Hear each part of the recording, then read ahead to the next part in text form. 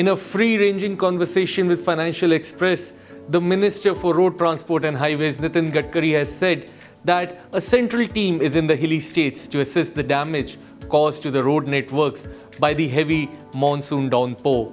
Besides, he has said that the centre is confident of constructing 13,800 kilometers worth of national highways during FY24. Bridge बह गया, highway के तुम imagine नहीं कर सकते।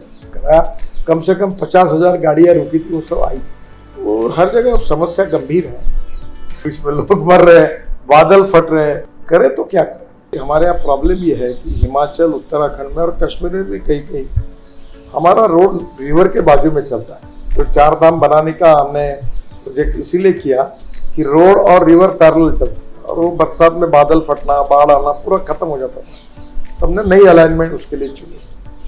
तो इस बार हिमाचल में मैं देख के आया और इसमें लैंडस्लाइड से पहला प्रॉब्लम। इस बार पहली बार मेरे ध्यान में आया कि देखो ऐसा हिमालय जो है एक्चुअली रॉक्स जो होते हैं हार्डनेस में, उसमें अलग अलग प्रकार के रॉक्स होते हैं।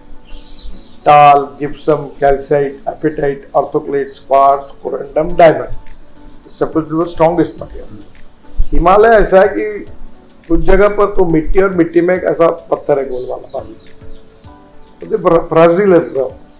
तो जिसके कारण हम जो कुछ कर रहे हैं वैसी स्थितियों में हमको और गंभीरता से सोचना होगा। तो मैंने हिमाचल में वहाँ के मुख्यमंत्री जी को सुझाव दिया और कल इन्वायरमेंट मिनिस्ट्री के अधिकारियों को दिया कि हम नदी पात्र बदलती है, तो यहाँ दीवार आती है, यहाँ पानी मतलब फोर्स से इधर फेंकता है तो वो उसको उध्वस्त करता है। तो मैंने उनको कहा कि हम नदी को पहले स्ट्रेट करेंगे और उसको ड्रेजिंग करेंगे। 3 मीटर का ड्रेजिंग करने से जितना जो सिंटेज था, जो मटेरियल बैठा हुआ है वो निकालेंगे, तो पानी एक प्रवाह से जाएगा, तो इधर उधर वो डैश नहीं करेगा। दूसरी बात, जो मटेरियल निकलेगा उसमें जो पत्थर निकलेंगे वो लोहे के पिंजरे में डालकर उसकी 2-2, 3-3 मीटर नदी के बाजू में प्रोटेक्शन करने वाली वॉल बनाएंगे। और एक बात मेरे ध्यान में है कि जहाँ बरसात ज़्यादा होती है वहाँ कंक्रीट रोड बनाना ही उपाय है, बिटुमेन टिक नहीं। तो स्वाभाविक रूप से अभी हमको, अब जब हम कंक्रीट बनाने की बात करते हैं तो ये सीमेंट और स्टील वाले कार्टेल करके रेट बढ़ाते हैं, इसलिए हमने बीच में सोचने के बाद ये नहीं किया था। तो अब धीरे धीरे हम लोग अलग अलग टेक्नोलॉजी का उपयोग कर रहे हैं। प्रीकास्ट में हमने हाई इन्फोर्समेंट कंक्रीट वाली ये लाई है कि डिस्टेंस बिटवीन 2 पियर अभी केवल हमारे यहाँ 30 मीटर तक रहता है, अब हम 120 मीटर तक ले जाते हैं। जो बीम ऊपर का होता है वो स्टील फाइबर में कास्ट कर रहे हैं। टनल में हमने जोजिला टनल पर हमने 5,000 करोड़ बचाए और अभी माजोली आइलैंड में जो ब्रिज में 6,000 करोड़ का एस्टिमेट था वो 680 में बना। तो हम टेक्नोलॉजी के साथ, क्वालिटी के साथ कॉम्प्रोमाइज ना करते हुए, स्टेट टू स्टेट प्रॉब्लम अलग है, उत्तराखंड के और हिमाचल प्रदेश के और कश्मीर के प्रॉब्लम अलग है, अरुणाचल के अलग है, वहाँ का जो स्टाटा है वो अलग अलग है। और इसके लिए अभी ये भी एक सोच है कि कोई विशेष रूप से हम ऐसे कंसल्टेंट का उपयोग करें कि जहाँ कोई जूट के ऊपर हम ग्रास लगा सकते हैं। फिर कुछ स्पेसीज ऐसी है जो लगाने से वो मिट्टी को पकड़ के रख सकती है। तो थोड़ा सा प्लांटेशन में कॉयर और जूट का ये करके उसमें क्या कर सकते हैं। फिर बीच में ऐसी एक जाली बनाते हैं पूरी और उसमें पूरा पत्थर आके रोक के, वो स्विट्जरलैंड की सिस्टम है, तो कॉस्ट इफेक्टिव। अभी आपको हिमाचल में जाइए, एक जगह पर ब्रिज बह गया, हाईवे के तुम इमेजिन नहीं कर सकते। हमारे लोगों ने चीफ मिनिस्टर धन्यवाद दिए, जो पूरा रोड का रोड बह गया 4 लेन का, इतना बड़ा 2 मीटर का पूरा चला गया और पहाड़ गिर गया। उन्होंने 48 आवर्स में उसको करके वो रोड मोटरेबल कराया। कम से कम 50,000 गाड़ियां रुकी थी, वो सब आई। सर ये कर रहे हैं अभी जो रोड तो हम बना रहे हैं, उसके लिए हम लोग हिमाचल प्रदेश को पैसा भी दे रहे हैं। हम रोड सुधारने का NHAI के जितने उतना पूरे कर रहे हैं। NHAI को लगने वाले स्टेट हाईवे जो डैमेज हुए वो भी हम सुधार रहे हैं।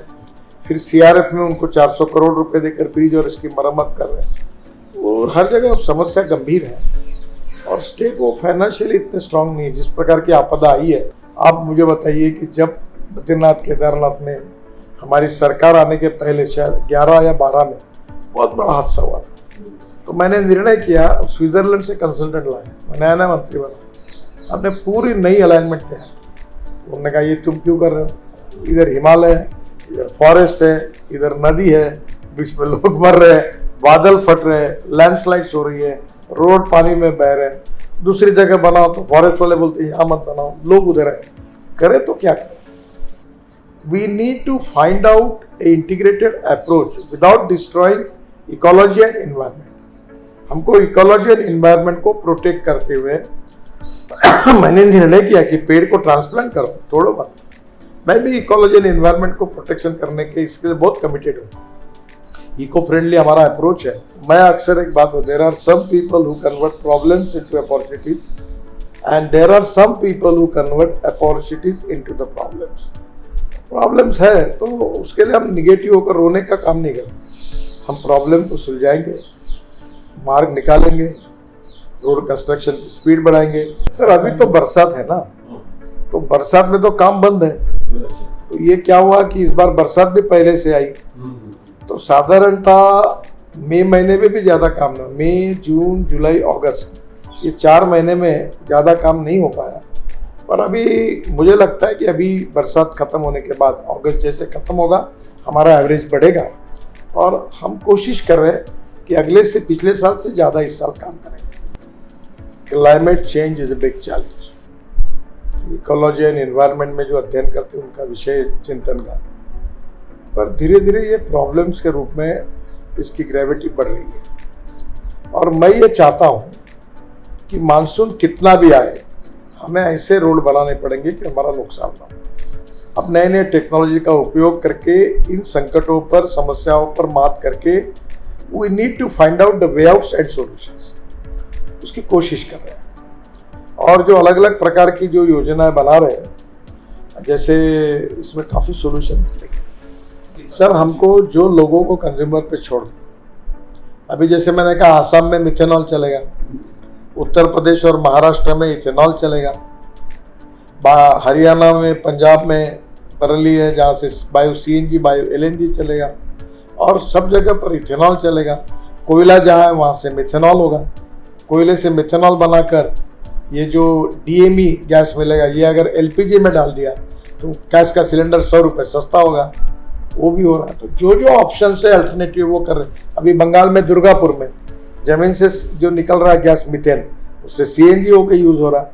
ये सब करने के बाद भी आज हमारा 16 लाख करोड़ के इंपोर्ट में हम तो अभी लाख, 1.25 लाख, 1.5 लाख पे नहीं पहुंचे।